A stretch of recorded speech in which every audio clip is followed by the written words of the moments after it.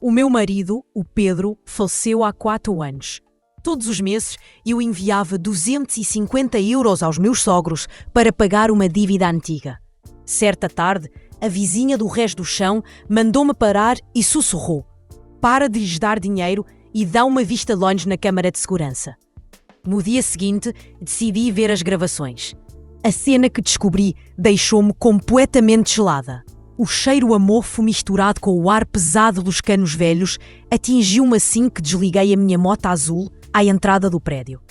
Aquele edifício antigo, situado num bairro histórico de Lisboa, resistia há décadas, tão cansado e gasto como as pessoas que viviam lá dentro. Encostei a moto à parede, no sítio do costume, onde a tinta já estava marcada de eu estacionar ali há tanto tempo. Hoje era dia 3 do mês. Eu sou a Clara, tenho 34 anos e sou viúva. Tinha a obrigação de subir aqueles 4 andares sem elevador para pagar o que devia aos pais do meu falecido marido. Ajeitei a mala ao ombro. A minha mão tocou no envelope dentro do bolso do casaco. Eram 250 euros. Para quem tem muito, é pouco. Mas para mim, era uma grande fatia do meu salário humilde. Era o dinheiro para o leite do Lucas, para as explicações dele e para as aulas de judo. Há 4 anos, para o Pedro poder ir trabalhar para a França. Os pais dele deram-lhe as poupanças da reforma, cerca de 15 mil euros no total. No dia em que o Pedro morreu, a mãe dele gritou comigo. Acusou-me de ser a culpada de o filho ter emigrado e perdido a vida longe, deixando-os a eles, 2 velhotes sem nada. Exigiu que eu devolvesse tudo, prestação a prestação, durante 5 anos. Eu aceitei calada, como um último gesto de amor pelo meu marido e para ter paz para criar o nosso filho. As escadas eram escuras, mal iluminadas por uns raios de sol que entravam pelos vidros sujos. O som dos meus passos ecoava na pedra fria. No primeiro andar, a porteira tinha sempre a televisão aos berros. No segundo, cheirava a refogado queimado. No terceiro, um casal discutia por causa das contas. Mas ao chegar ao 4º andar, onde viviam os meus sogros, o silêncio era total. Era um mundo à parte. Parei em frente à porta 402, a limpar o suor da testa. O coração batia-me com força. Não só pelo esforço da subida, mas pela ansiedade que sentia sempre diante daquela porta de madeira velha e descascada. Bati 3 vezes, com força. Nada. Silêncio. Eu sabia que eles estavam em casa. O António, o meu sogro, tinha problemas nos joelhos e a Matilde, a minha sogra, queixava-se sempre de tonturas. Viviam fechados naquele apartamento pequeno, com os estouros para baixo, dia e noite. Voltei a bater e chamei. Dona Matilde, sou a Clara. Demorou quase 1 minuto até ouvir os chinelos a arrastar lá dentro. O trinco rodou devagar, com um som seco. A porta abriu-se apenas uma fresta, mostrando um rosto enrugado e rabugento. Era a Matilde. Tinha uns 60 e poucos anos, mas parecia muito mais velha. Os olhos dela, fundos e escuros, olhavam para todo o lado com desconfiança. Não tirou a corrente de segurança da porta, mantendo uma barreira fria entre nós. És tu? A voz dela era rouca e seca. Sim, trago o dinheiro deste mês. Tentei sorrir, mas estava tensa. Passa para cá, disse ela, curta e grossa. Abri a mala depressa e tirei o envelope que já trazia preparado. Passei-o pela pequena abertura da porta. Aqui estão uns 250 euros para os vossos medicamentos. A Matilde esticou uma mão magra, cheia de veias, e agarrou o envelope com rapidez. Sem contar o dinheiro, nem olhar para ele, meteu-o logo no bolso do Bibi. Aquele gesto foi tão frio que me senti como alguém que paga um imposto, e não como família. O Lucas está bem? Perguntou ela sem olhar para mim, espreitando para as escadas atrás de mim como se vigiasse alguém. Está ótimo. Pergunta muito pelos avós. Se quiserem, trago-o cá no fim de semana para vos ver. Já falta pouco para eu acabar de pagar a dívida. Gostava que convivessem mais com ele. A cara da Matilde fechou-se ainda mais e ela abanou a mão nervosa. Não, não. O teu sogro está mal da perna e a mim dói-me a cabeça. Crianças fazem muito barulho. Não estamos para isso. Pagar a dívida é problema teu. Nós avisamos quando estivermos melhores para o receber. Era a desculpa de sempre. Em 4 anos, o pequeno Lucas tinha entrado naquela casa pouquíssimas vezes e, passados 15 minutos, mandavam-nos embora. Está bem, fica para outra altura, disse eu, engolindo a tristeza. Vai-te embora que apanhas frio aí na corrente de ar, disse ela, e bateu com a porta na minha cara. Ouvi a chave a rodar 2 vezes. Fiquei ali parada, a olhar para a porta fechada. Nem um convite para entrar, nem um copo de água. Encostei o ouvido à madeira, à espera de ouvir a voz do meu sogro ou a televisão. Qualquer barulho normal de uma casa habitada. Mas não. Lá dentro reinava um silêncio absoluto, assustador, como se ninguém vivesse ali. Senti um arrepio com o vento que subia pelas escadas. Puxei o colarinho do casaco e virei-me para descer. Sentia um peso no peito. Pedro, foste embora e deixaste-me esta carga. Por que é que os teus pais são tão frios com o teu filho e comigo? A pergunta ficou sem resposta no vazio das escadas. O que eu não sabia era que naquele preciso momento em que me virei, uns olhos observavam-me, através das ripas do story. E não era o olhar cansado de um velho, mas sim um olhar atento e calculista. Desci ao pátio interior do prédio com a sensação de quem foge de uma cave sem ar. O sol do fim da tarde, amarelo e fraco, passava por entre os ramos das árvores, criando manchas de luz no chão de pedra coberto de musgo. O ambiente cá embaixo era o oposto do silêncio pesado do 4º andar. Havia miúdos a jogar a bola aos gritos, e várias vizinhas sentadas a conversar e a preparar legumes para o jantar. Caminhei em direção à minha mota, pronta para ir buscar o meu filho, quando senti uma mão enrugada, mais forte, agarrar-me o pulso. Clara, és tu, filha? Virei-me assustada. Era a Dona Fernanda. Antigamente tinha sido a responsável pelo condomínio, e mesmo reformada, mantinha aquele ar de autoridade de quem sabe da vida de toda a gente. Estava sentada num banco de pedra, a abanar-se com um pedaço de cartão e olhava para mim com os olhos semicerrados. Sim, olá, Dona Fernanda. A apanhar fresco? Cumprimentei com educação. A Dona Fernanda ignorou a minha pergunta. Puxou-me para me sentar ao lado dela e olhou em volta, como se tivesse medo de ser ouvida. Depois encostou-se ao meu ouvido e sussurrou com um ar misterioso. Foste lá cima outra vez pagar a dívida àqueles 2? Fiquei surpreendida por ela saber de um assunto tão privado da minha família, mas abanei a cabeça. Sim, hoje era dia de pagamento. A Dona Fernanda estalou a língua e negou com a cabeça, com uma expressão de pena misturada com medo. Baixou ainda mais a voz. Coitadinha, a trabalhar como uma mula para sustentar quem não merece. Ouve bem o que te digo. No próximo mês, não lhes des nenhum cêntimo. Franzi a testa, sem perceber. A Dona Fernanda era conhecida por ser coscovilheira, mas não era má pessoa ao ponto de dizer a alguém para não pagar o que deve. Por que diz isso? Já só faltam alguns meses. É por causa do dinheiro que o Pedro pediu para ir para a França. Tenho de cumprir a minha obrigação. Ela apertou meu braço com força. Abriu muitos olhos, fixou-me intensamente e, com uma voz tremida mais dura, disse: Dizem por aí que os mortos, às vezes, não estão assim tão mortos. Um arrepio gelado deixei-me pelas costas. Fiquei com pele de galinha.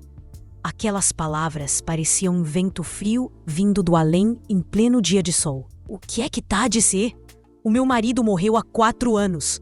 Temos a certidão de óbito. Trouxeram-nos as cinzas dele. Ela interrompeu-me com um gesto. Não te estou a falar de fantasmas. Estou a falar de gente de carne e osso. Nunca reparaste? Aquela casa, de dia, tá mais talada que uma igreja. Mas por volta da 1 ou 2 da manhã, ouvem-se barulhos. Numa noite em que eu não conseguia dormir, fui à varanda fumar um cigarro e vi a sombra de um homem a subir pro 4º andar. O andar dele era-me muito familiar. Muito mesmo. O meu coração começou a bater descontrolado. Sim, aquele jeito de coxear, com o ombro um bocadinho descaído, tal e qual como Pedro andava depois de ter partido a perna naquele acidente de mota. E o mais estranho é que sempre que tu vens trazer o dinheiro, Nessa mesma noite ou na seguinte, essa sombra aparece. Fiquei paralisada, com a mente em branco. O Pedro tinha morrido num acidente de trabalho em França. Um representante da empresa trouxe a urna com as cinzas. De certeza que se enganou, a sua vista já não é o que era. Tentei encontrar uma explicação lógica, mas a minha voz tremia. A dona Fernanda lançou-me um olhar cortante. Sou velha, mas não estou senil. Além disso, eu vi. Levava um boné puxado até as sobrancelhas e uma máscara. Se fosse um ladrão, andava a espreitar ou a tentar arrombar. Mas este tirou uma chave do bolso e abriu a porta como se fosse a casa dele. Se não acreditas, o problema é teu, mas faz o que te digo e confirma. No patamar entre o terceiro e o quarto andar, o condomínio acabou de pôr uma câmara de segurança por causa dos roubos. Pede a alguém conhecido que te mostre as gravações. Dito isto, a dona Fernanda largou meu braço e continuou a abanar-se como se nada fosse. Levantei-me com as pernas a tremer e caminhei até a mota. A minha cabeça era um turbilhão. As palavras dela ecoavam dentro de mim. Não estão assim tão mortos. Anda a cochear. Abriu a porta com a chave. Meti a chave na ignição com as mãos a tremer. Um medo estranho começou a tomar conta de mim. Se o Pedro estava vivo, por que razão me tinha deixado carregar esta dívida enorme durante anos? O trânsito de Lisboa, à hora de ponta, era um caos, mas eu sentia-me completamente alheia a tudo. Na minha cabeça, passava um fio em câmara lenta, ligando memórias soltas dos últimos anos. Lembrei-me das visitas aos meus sogros. Por que a Matilde exigia o dinheiro com tanta frieza? As poupanças que deram ao filho não lhes faziam falta imediata. Por que insistiam em receber os 250 euros todos os meses sem falhar um dia? As reformas nos dois eram boas. Vivessem onde vivessem, chegava e sobrava para 2 idosos que gastavam pouco. Para que precisavam de mais 250 euros em dinheiro vivo todos os meses? Para poupar ou para sustentar alguém? Uma vez, no verão passado, com um calor infernal, levei-lhes um saco de laranjas do Algarve. Quando a Matilde abriu a porta, vi de relance que lá dentro os estores estavam completamente fechados. Não tinham ar-condicionado e as janelas estavam sempre fechadas. Como é que 2 idosos aguentavam aquele calor insuportável, a não ser que estivessem a tentar esconder que estava mais alguém lá dentro? Mãe, o Lucas está à tua espera. A voz do meu filho trouxe-me de volta à realidade. Já tinha chegado ao portão da escola. O miúdo veio a correr na minha direção, a transpirar. Abracei-o com um nó no estômago. O pai do Lucas. Lembrei-me do dia em que recebi a notícia da morte do Pedro. Desmaiei várias vezes. A Matilde só sabia repetir que ele tinha ido embora para dar um futuro melhor à família. Agora que ele morreu, ficámos sem nada e cheios de dívidas. Tu és a mulher dele, tens de assumir a responsabilidade. Por amor ao meu filho e para que ele não perdesse o contacto com os avós, aceitei trabalhar sem descanso para pagar aquela dívida. Mas e se o que a dona Fernanda disse fosse verdade? Com este pensamento, dei uma guinada com a mota e ia batendo contra uma carrinha que vinha em sentido contrário. Mãe, estás bem? Perguntou o Lucas assustado. Sim, querido. Não foi nada. Estou só um bocadinho cansada. Quando chegámos a casa, depois de fazer o jantar e deitar o meu filho, sentei-me em frente ao computador. O ecrã brilhava, mas eu não conseguia concentrar-me. Abri a gaveta e tirei o meu caderno de despesas. A linha Pagar dívida à avós, 15.000 euros, estava sublinhada a vermelho. Já tinha pago durante 58 meses. Só faltavam 2.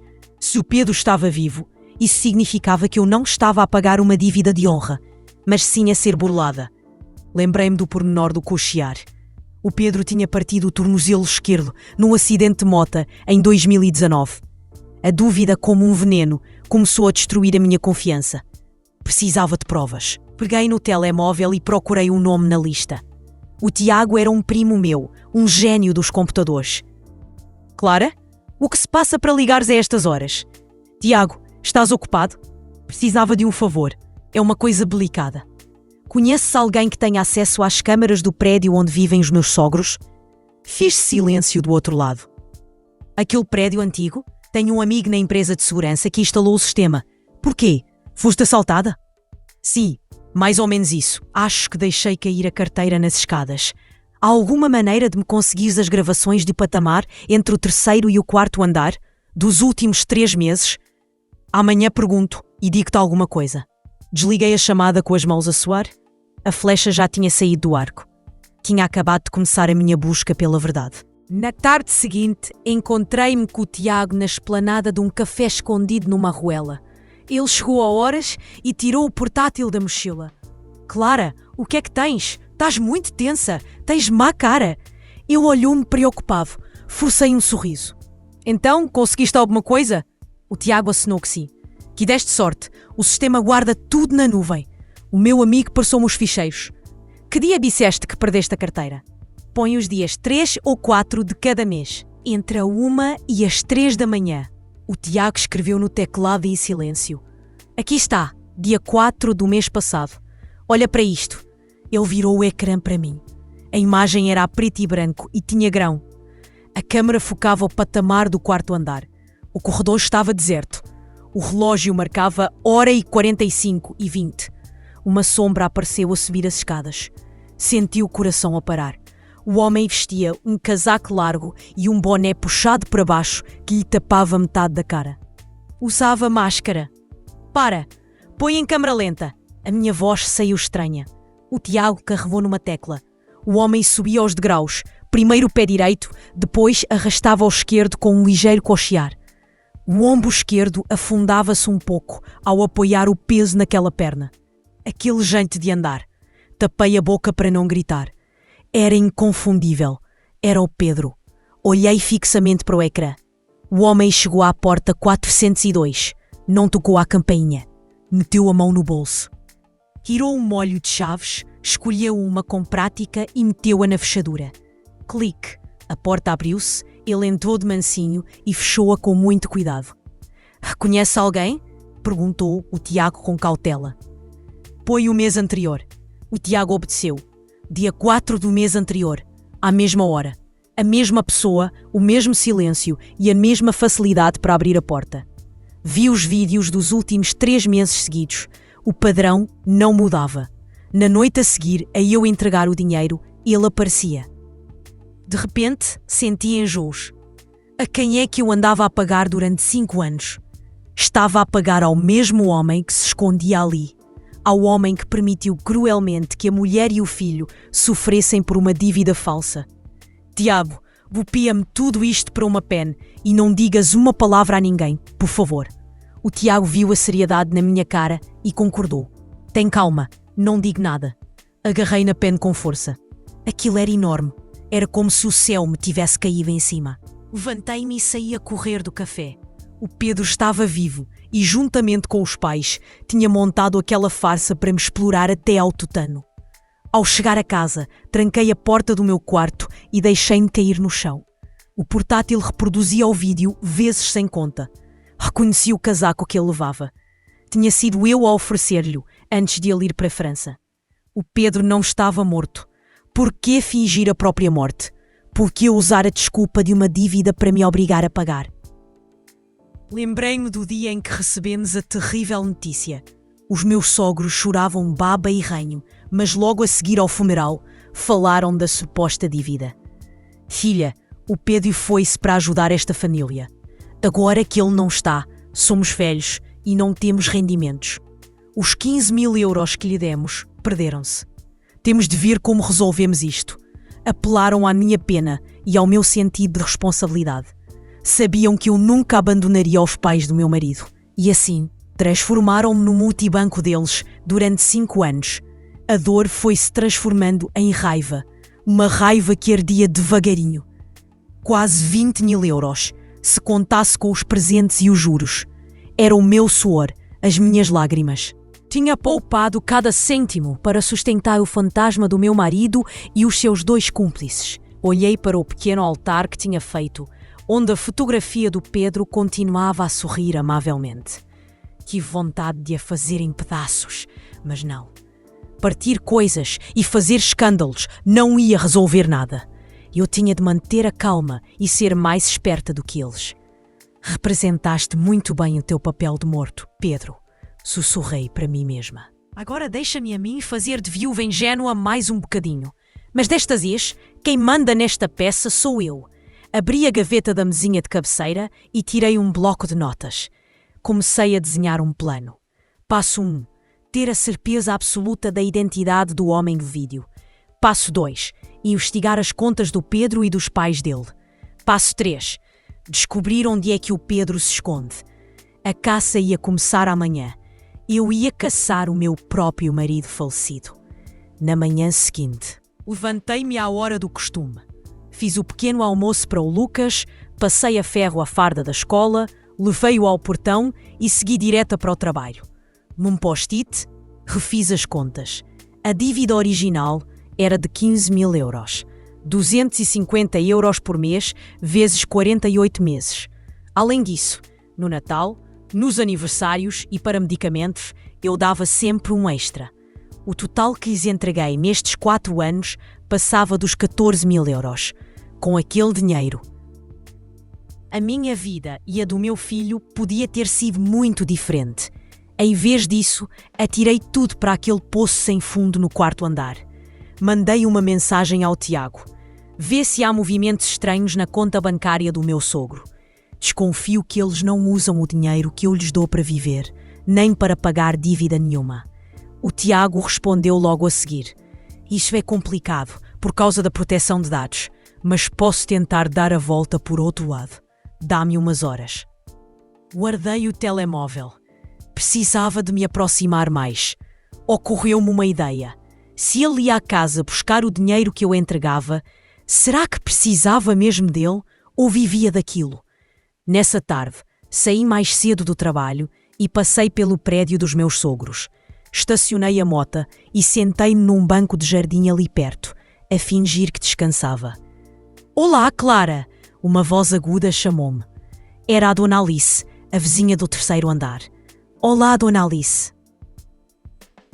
Passava por aqui e parei um bocadinho antes de subir para ver os avós do Lucas.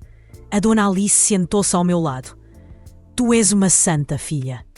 A pagar as dívidas do teu marido durante tanto tempo. Olha, por falar nisso, eles estão bem de saúde? É que todas as noites ouço uma barulheira tremenda no andar de cima. Barulheira? Que tipo de barulho? Pois é isso que eu estranho. A horas tardias ouço passos pesados no teto. Como se fosse um homem jovem a andar de um lado para o outro. E às vezes ouço o autocolismo às 2 ou 3 da manhã. O meu coração acelerou. Deve ser o meu sogro. Com as dores na perna, ele anda com mais dificuldade e faz mais barulho. Inventei eu. A Dona Alice fez uma careta. Que dores na perna, qual quê? E há outra coisa esquisita. Esses dois são uns unhas de fome. Estão sempre a chorar que ficaram sem dinheiro por causa do teu marido. Mas, ultimamente, vejo a tua sogra descer todas as noites com sacos de lixo enormes. No outro dia, por curiosidade, espreitei e vi que lá dentro iam caixas de pizza familiar e latas de cerveja. O que é que 2 velhotes fazem a comer essas coisas? Fiquei de pedra. Caixas de pizza, latas de cerveja. Eram os dícios do Pedro. E não lhe perguntou nada? Claro que perguntei. Ela disse-me que eram oferendas que punha para o defunto. Grande treta. Quem é que põe tantas oferendas de comida de plástico? A história da Dona Alice era a peça que faltava no puzzle. O Pedro não ia lá à casa só buscar dinheiro. Muito provavelmente, ele vivia lá, escondido, a gastar o dinheiro que eu ganhava com o suor do meu rosto. 2 dias depois, decidi agir. Fui a um centro comercial e comprei uma máquina de massagem para os pés, daquelas boas. Escolhi às 8 da noite para fazer a visita. Subi os 4 andares a carregar a caixa pesada. Diante da porta 402, apurei o ouvido. Lá dentro, ouvia-se a televisão e vozes. Come, filho, come que está quentinho. A tua mulher acabou de trazer o dinheiro do mês, por isso podes gastar à vontade. Era a voz da Matilde.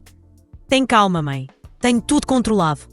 Quando ela acabar de pagar tudo, desapareço durante uns tempos. A parva da minha mulher acreditou na história toda. Não falhou nem um mês. Aquela voz. Fiquei gelada. Uma voz grave, ligeiramente rouca. Era a voz do Pedro. O sangue ferveu-me nas veias. Tive vontade de deitar a porta abaixo e entrar, mas a razão travou-me. Toquei à campainha. Trim! As vozes calaram-se imediatamente. Quem é? Perguntou o meu sogro lá de dentro, com voz tremida. Pai, sou a Clara. Trago uma máquina de massagem para os vossos pés. Passou um bom bocado até ouvir o arrastar dos chinelos. A porta abriu-se. Desta vez era o António a bloquear a entrada. A estas horas, filha? Por que não avisaste? Saí do trabalho, passei na loja e vi esta máquina que é ótima para a sua artrose. O António pôs-se à minha frente, impedindo-me de passar. Não, deixa estar aí fora. A casa está toda desarrumada. Oh pai, não sou nenhuma estranha. Além disso, queria entrar para acender uma vela ao Pedro. A cara do meu sogro ficou branca. Que disparate é esse? Vai para casa descansar. Nesse preciso momento, do quarto lá do fundo, apareceu o ouvido. Ouviu-se uma tosse. Uma tosse seca, curta, de homem. O meu sogro sobressaltou-se. A tua mãe está outra vez com a tosse. Vai-te embora, vá. Arrancou uma caixa das mãos e bateu com a porta. Fiquei sozinha no corredor. Aquela tosse não era da Matilde. A presença do Pedro naquela casa estava confirmada. Na manhã seguinte, recebi uma chamada do Tiago. Clara, encontrei uma coisa interessante. Fui ter com ele. Ele mostrou-me um ficheiro de Excel no portátil. Consegui verificar o histórico indireto. As reformas caem na conta todos os meses, certinhas, mas eles não levantam nem €1 há anos. Têm dezenas de milhares de euros acumulados no banco. Não levantam dinheiro? Perguntei, chocada. Nada, só entra, não sai. Então de que vivem? As pizzas, as cervejas, as coisas que a vizinha vê. Tudo isso custa dinheiro. Dinheiro vivo, biceu em voz alta. Além dos meus 250 euros, alguém lhes deve estar a dar notas na mão. Exatamente, e essa pessoa só pode ser o Pedro. Ele não faz transferências para não deixar rastro digital. Deve levar o dinheiro em mão quando vai lá à casa pela calada da noite. Portanto, eles não passam dificuldades nenhumas. Tem uma fortuna guardada e o filho a sustentá-los por fora. E mesmo assim, estiveram a espremer-te até ao último cêntimo. Apertei os punhos com tanta força que as unhas se cravaram na pele. Esta verdade era ainda mais cruel do que se eles fossem pobres. Eles eram ricos, mas a ganância levava-os a roubar o pouco que eu tinha. Desconfio que o Pedro está metido em alguma coisa ilegal, disse eu. O dinheiro que ele ganha não é pouco. Podes descobrir o que é que ele anda a fazer? Isso é mais complicado, mas vou tentar seguir o rastro através dos contactos antigos dele. Obrigada, Tiago. O Pedro escondia-se em algum lugar, metido em negócios manhosos, e usava os pais e uma dívida falsa para explorar a própria família por pura ganância. Ao sair de ao pé do Tiago, passei por uma papelaria. Ainda me faltava uma peça. A morte do Pedro. Lembrei-me do dia em que recebemos a urna. O representante, um tal de Nuno, disse que o Pedro tinha tido um acidente grave e que tiveram de o cremar de urgência. A família não podia ir à França identificar o corpo. Os meus sogros concordaram logo, dizendo que era melhor assim, para o filho descansar em paz. Decidi ligar ao Nuno. Estou? Olá, Nuno. Sou a Clara, a mulher do Pedro. Ah, olá, Clara. Em que posso ajudar? Estou a tratar da pensão de viuvez e a seguradora pede-me o relatório original da autópsia e a certidão de óbito de França. Podias ajudar-me a arranjar isso? Ui, isso é muito difícil. Já passaram 4 anos. Esses papéis já não existem. Além disso, na altura fez-se tudo por via humanitária.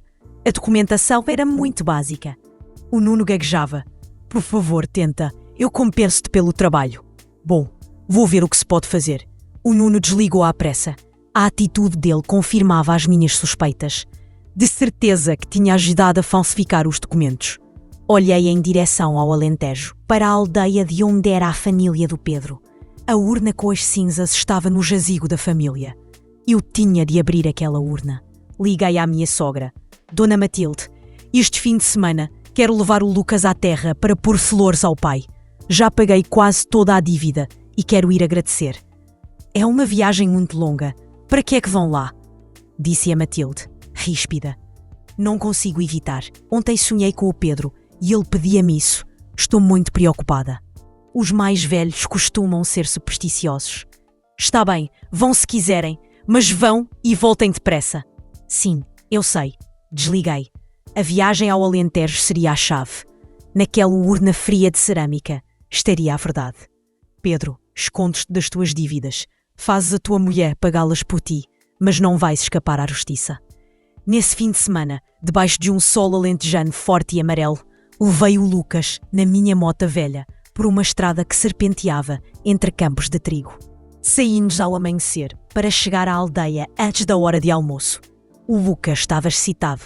Não parava de falar e perguntar pelos tratores e pelos avós que nunca conheceu. O riso inocente do meu filho era como facadas no meu coração. Quanto mais puro ele era, mais pesada era a culpa dos adultos. Não tive coragem de lhe contar o verdadeiro motivo da nossa viagem. Para ele, era um passeio à terra do pai. Para mim, era a viagem para encontrar as provas que desmascarariam seu pai cruel. Ao chegarmos à aldeia, vários parentes receberem-nos com carinho. O meu tio, por afinidade que cuidava do cemitério, veio ajudar-nos com os saques. Que alegria, Clara! Há quanto tempo? O Lucas está um homem. É a cara do pai. Aquele comentário inocente doeu-me. A cara do homem que se escondia, que em 4 anos não lhe tinha mandado nem um rebuçado. Sorri e cumprimentei toda a gente, a tentar parecer calma. Pus umas flores no altar da capela e acendi uma vela. O fumo picava-me os olhos. Com a vossa licença, vou levar o Lucas ao cemitério para pôr umas flores ao pai e dizer-lhe que já cumpri a minha obrigação. Disse isto em voz alta para que todos ouvissem. O meu tio concordou. Fazes bem. Filha, o Pedro descansará mais tranquilo. Fiquem para almoçar e vão à tarde, que agora tá muito calor. Não, obrigada, tio. Prefiro ir agora. À tarde temos de voltar para Lisboa para o menino ir amanhã à escola. Recusei a oferta. Tinha de executar o meu plano à hora do almoço, quando toda a gente estivesse a comer e a fazer a cesta. Peguei na mão do Lucas e fomos para o cemitério, que ficava no fundo da aldeia. O sol batia forte, mas eu não sentia calor. Na minha mala, além das flores, levava um pequeno martelo, uma chave de fendas e uma microcâmara com a bateria carregada. O cemitério da aldeia estava em silêncio, à sombra dos ciprestes. As campas estavam limpas e arranjadas. A gaveta do Pedro estava na 3ª fila, com uma lápide de granito preto brilhante e uma fotografia dele a sorrir. Coloquei as flores. O Lucas ajudou-me. Pai, sou o Lucas, vim ver-te. Ajuda-me a ter boas notas.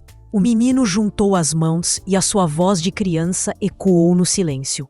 Olhei para ele e os meus olhos encheram-se de lágrimas. Lucas, querido, vai ali brincar um bocadinho enquanto a mãe fala com o pai. Tá bem, mãe. O Lucas correu, obediente para um bocado de relva à procura de grilos. Fiquei sozinha em frente à gaveta. Olhei em volta, nem vi Valma. Aquela hora, a aldeia inteira estava em casa. Respirei fundo para me acalmar, com as mãos a tremer. Liguei a microcâmara que trazia escondida na gola do casaco. Tinha de gravar tudo como prova. Aproximei-me. A urna estava atrás de uma pequena porta de vidro trancada. O meu tio tinha me dado uma cópia da chave no dia do funeral, para eu poder limpar o pó quando quisesse. Nunca imaginou que aquela chave abriria a porta a uma verdade tão dura. Meti a chave na fechadura. O clique foi seco e metálico. A portinha de vidro abriu-se. A urna de cerâmica castanha estava ali, à minha frente. Tinha gravado o nome Pedro Antunes Silva e as datas. Peguei nela. Estava fria. Não era o frio da morte, era o frio da mentira. Pousei-a no chão e tirei o martelo e a chave de fendas. A tampa estava colada com silicone. Tinha de fazer a alavanca com cuidado para não a partir. O suor corria-me pela testa. O coração batia-me como um tambor. Se aparecesse alguém naquele momento, iam achar que eu era uma maluca a profanar túmulos. Crack! Um pedaço de silicone saltou. Puxei mais um pouco e, com um último esforço, a tampa soltou-se. Sustive a respiração e espreitei lá para dentro. Estava vazia. Não completamente. No fundo, havia uma camada de pó e várias pedras da calçada. Não havia cinzas, nem restos de ossos, nada que se parecesse com um corpo humano cremado. As pernas falharam-me. Deixei-me cair no chão, a olhar fixamente para aquelas pedras. Apesar de já estar à espera, ver a verdade com os meus próprios olhos foi um choque. Durante 4 anos, a família inteira venerou um monte de entulho. Durante 4 anos, o meu filho e eu rezamos a umas pedras. Era uma piada macabra, de uma crueldade sem limites. Peguei na câmera e gravei o interior da urna, focando cada pedra, cada grão de pó. Enquanto gravava, falei com voz embargada, mas firme. Hoje, dia 15 de maio de 2024, eu, Clara Antunes, esposa de Pedro Antunes Silva, abri a urna do meu marido no cemitério da sua terra. Lá dentro não há cinzas, apenas pedras. Esta é a prova de que a morte do Pedro foi uma farsa. Quando acabei, voltei a pôr as pedras na urna. Fechei-a e colei a tampa com uma cola forte que tinha levado. Fiz tudo depressa, sem deixar rastro de ter mexido em nada. Voltei a colocá-la na gaveta e fechei a porta de vidro. Tudo parecia normal por fora, mas por dentro eu estava num turbilhão. "Mãe, apanhei um grilo gigante!" gritou o Lucas ao longe. Limpei as lágrimas à pressa, ajeitei a roupa e sorri para o receber. "Boa, campeão, vamos embora, que tá muito sol." Peguei-lhe na mão e saímos do cemitério. Atrás de mim, a tumba falsa continuava lá, um monumento à mentira da família do meu marido. Mas não ficaria lá por muito tempo. Jurei a mim mesma. Comemos qualquer coisa rápida em casa do meu tio e fomos embora para Lisboa, com a desculpa de que o Lucas estava com dores de barriga. Pelo caminho, parei num motel de estrada para descansar. Na verdade, precisava de um sítio calmo para ver o vídeo e pensar no próximo passo. No quarto com o Lucas a dormir, liguei-me ao Wi-Fi e comecei a procurar no Facebook os antigos contatos do Pedro. Lembrei-me que ele tinha um grupo de amigos com quem saía sempre para beber uns copos. O mais próximo era o Beto, a quem chamavam o Abutre. No dia do funeral, o Beto chorou baba e ranho. Até me agarrou na mão e disse para eu não me preocupar, que ele ia cuidar de mim e do miúdo. Mas depois desapareceu. Procurei o nome dele e encontrei o perfil. A foto era de uma moto potente. Entrei no mural. Ele publicava constantemente fotos de festas, bares e discotecas. Vi as últimas publicações. Uma foto chamou-me a atenção. O Beto a levantar uma caneca de cerveja numa esplanada. No pulso esquerdo tinha um relógio com um bracelete de metal e mostrador azul. Ampliei a foto. O coração disparou. Um Seiko Sports com mostrador azul. Era o meu presente de aniversário de casamento para o Pedro. Lembrava-me perfeitamente porque tinha mandado gravar as nossas iniciais, C e P. Na parte de trás, e mais importante ainda, a bracelete tinha um risco fundo perto do fecho, de uma queda de mota que o Pedro tinha dado. Na foto do Beto, embora desfocada, via-se aquele risco. Por que é que o Beto tinha o relógio do Pedro? O Nuno, o tal intermediário, tinha me dito que o Pedro perdera todos os bens no acidente. E agora o relógio estava no pulso do melhor amigo. Só havia uma hipótese. Ou o Pedro lhe o tinha dado, ou o Pedro estava com ele. Continuei a ver as fotos.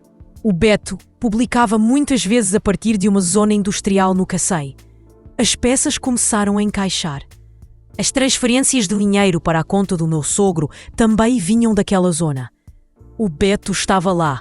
O Beto era o cúmplice, o que ajudava o Pedro a lavar o dinheiro e a contactar com a família. E provavelmente o Pedro escondia-se perto de onde o Beto vivia ou trabalhava. Tirei prints de todas as provas. Já tinha a pista mais importante. O Abutre era a chave para encontrar os ronderis do Pedro. Ao chegar a Lisboa, enviei toda a informação sobre o Beto ao Tiago. Investiga este gajo urgentemente. Chama-se Beto. É o melhor amigo do Pedro. Suspeito que o está a esconder. Descobre o que faz, onde vive, por onde anda. O Tiago, com o seu jeito para a informática, não demorou muito a descobrir o historial do Beto. 2 dias depois, encontrou-se comigo num café. Clara, este Beto não é flor que se cheire. Trabalha como gerente numa oficina no Cacém. Mas a oficina é a fachada para um negócio de empréstimos e agiotagem. É por isso que ele tem tanto dinheiro para festas. Acenei com a cabeça. Rastreei a localização do telemóvel dele. Isto é um bocado ilegal, não digas a ninguém. Ele tem uma rotina muito estranha. De dia está na oficina, à noite sai para a pândega, mas por volta das 11 da noite conduz sempre até um armazém abandonado no fundo da zona industrial. Fica lá 1 hora e depois vai para casa. Um armazém abandonado. Os meus olhos brilharam. Achas que o Pedro está lá? É muito provável. A zona é deserta, feita para se esconder. Além disso, vi nas câmaras de trânsito que o carro do Beto costuma levar sacos de comida e outras coisas quando vai para aqueles lados. É ele. O Pedro está naquele armazém. Apertei as mãos, sentindo uma mistura de nervos e emoção. A presa estava na mira. Tiago, podes fazer-me um último favor? Quero ir lá. Quero apanhá-lo com a boca na botija. Isso é muito perigoso, Clara. Essa gente não brinca em serviço. Eles são perigosos. Tu és uma mulher sozinha. Se te acontece alguma coisa, por que não chamamos a polícia? Abanei a cabeça. Ainda não. Não temos provas de que o Pedro está vivo. Se chamarmos a polícia agora, eles só fazem um controle de rotina e ele pode fugir. Preciso de gravar a voz dele, ter uma imagem, algo que prove que é ele e que ele admita tudo. Só aí teremos provas irrefutáveis. O Tiago suspirou. É bem, eu vou contigo. Tenho alguns aparelhos que nos podem ajudar e sei desenrascar-me se a coisa ficar feia. Mas tens de me prometer que fazes exatamente o que eu disser, sem loucuras. Prometo. Obrigada, Tiago. Começámos a planear a caçada noturna. A melhor altura seria na noite seguinte, quando, segundo a rotina dele, o Beto iria ao armazém levar mantimentos. Voltei para casa e olhei para a nossa fotografia de casamento. O sorriso do Pedro parecia-me agora falso e nojento. Escondes-te muito bem, Pedro. Mas esqueceste de uma coisa. Não há mentira que dure para sempre. Amanhã à noite vou arrancar-te a máscara. Abracei o Lucas e beijei a testa. Dorme descansado, meu amor. A mãe está quase a conseguir justiça para ti. Não vamos ter de continuar a pagar por aquele traidor. A batalha final estava prestes a começar e eu estava preparada. Na tarde seguinte, deixei o Lucas em casa da minha mãe, dizendo-lhe que tinha de trabalhar a noite toda no escritório. A minha mãe, com pena de me ver trabalhar tanto, disse para não me preocupar com o menino. Às 8 da noite, o Tiago veio buscar-me num carro velho que lhe tinham emprestado. Íamos vestidos de escuro, com bonés e máscaras, como detetives amadores. Toma isto. O Tiago deu-me um dispositivo que parecia uma caneta. É um gravador de alta qualidade. E isto é um localizador GPS. Mete no bolso para o caso de acontecer alguma coisa. O carro saiu da cidade e seguiu em direção ao Cacém. A zona industrial estava deserta àquela hora. Conduzimos até uma área de armazéns abandonados, com o mato a crescer por todo o lado. Temos de deixar o carro aqui e seguir a pé, disse o Tiago. Desligou o motor e as luzes. Saímos em silêncio. A escuridão era total, apenas cortada pelo som dos grilos e de vento. Caminhámos agachados, colados a uma rede enferrujada, em direção a um grande armazém que se erguia no meio de um descampado. Segundo o GPS, o Beto está a chegar. Temos de nos esconder, sussurrou o Tiago. Escondemo-nos atrás de uns bidões velhos, a uns 20 metros da porta principal. Às 11h15, vimos as luzes de uma mota. O barulho do motor ficou mais forte. Era ele. A mota parou em frente ao armazém. O homem tirou o capacete. Era o Beto, o abutre. Trazia 2 sacos de plástico grandes. Aproximou-se do portão metálico e bateu com o pé 3 vezes, seguindo um ritmo. Forte, fraco, forte. O portão levantou-se com um chiado. Uma luz amarela projetou-se lá de dentro. Da escuridão saiu um homem. Vestia uma camisola de alças suja, calções e chinelos. Tinha o cabelo comprido e despenteado e uma barba por fazer cobria-lhe metade da cara. Estava mais moreno e magro, Mas aqueles olhos, aquele nariz, aquelas costas ligeiramente curvadas, não havia dúvida. Era o Pedro, o meu marido, o pai do meu filho, o homem por quem eu tinha guardado luto durante 4 anos. Estava ali, de carne e osso, à minha frente, embora me tivesse preparado para aquilo. Vê-lo com os meus próprios olhos deixou-me sem ar. Tive de morder o lábio até fazer sangue para não gritar. Trouxeste tudo? A voz de Pedro era rouca e seca. Tudo. Cerveja, comida, tabaco, roupa nova. Vives aqui como um rei, disse o Beto a rir enquanto lhe passava os sacos. Um rei, uma ova. Isto é um forno e os mosquitos comem-me vivo. Estou quase a ficar maluco. Queixou-se o Pedro, pegando-me os sacos e virando costas. O Beto meteu a mota lá dentro e baixou o portão. Vamos, temos de nos aproximar para ouvir, sussurrou-me o Tiago. Movemo-nos sorrateiramente até à parede do armazém. Encontramos uma fenda por onde saía luz e som. Colei o olho. Lá dentro, num canto, estava o ninho do Pedro, um colchão no chão, uma mesa de plástico, uma ventoinha e uma televisão pequena. Os 2 homens sentaram-se e abriram umas cervejas. Liguei o gravador e encostei-o à fenda. A conversa chegou aos meus ouvidos com uma clareza brutal. Bebe, que esta está fresca, disse o Beto. O Pedro bebeu de um trago e arrotou. Que maravilha, como é que estão as coisas? Quando é que pensas aspirar-te? Suponho que daqui a 1 mês. Estou à espera que os meus pais recebam um último pagamento. A minha mulher está quase a acabar de pagar. Que tonta, não falhou nem 1 mês. Pontual como o relógio.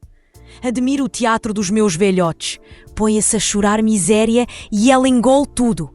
A verdade é que a tua mulher é uma santa e tu és um cabrão. Não tens medo do karma? Disse o Beto a rir. Que karma? Fui para a França ganhar dinheiro para eles, mas tive o azar de me meter em apostas e fiquei a dever milhares de euros à máfia de lá. Se não fugisse, matavam-me. Tive de fingir a minha morte para que não encontrassem a minha família e os 15.000 euros da dívida. Os teus pais não perderam nada. O Pedro soltou uma gargalhada. Voltei teso e com dívidas de jogo aqui também. Se não sacasse o dinheiro à minha mulher, ia comer o quê? Com a reforma dos meus velhos não chegava. Com a desculpa da dívida, a Clara deu um litro a trabalhar. Mas agora ganhas dinheiro com os nossos esquemas. Podias sustentar a família toda. Sim, ganho dinheiro e sobra, mas gosto de lhe tirar. Por que não? Além disso, assim os meus velhos têm desculpa para se queixarem aos vizinhos e ninguém desconfia do dinheiro que lhes dou. Se de repente ficassem ricos, as pessoas iam falar. És muito calculista.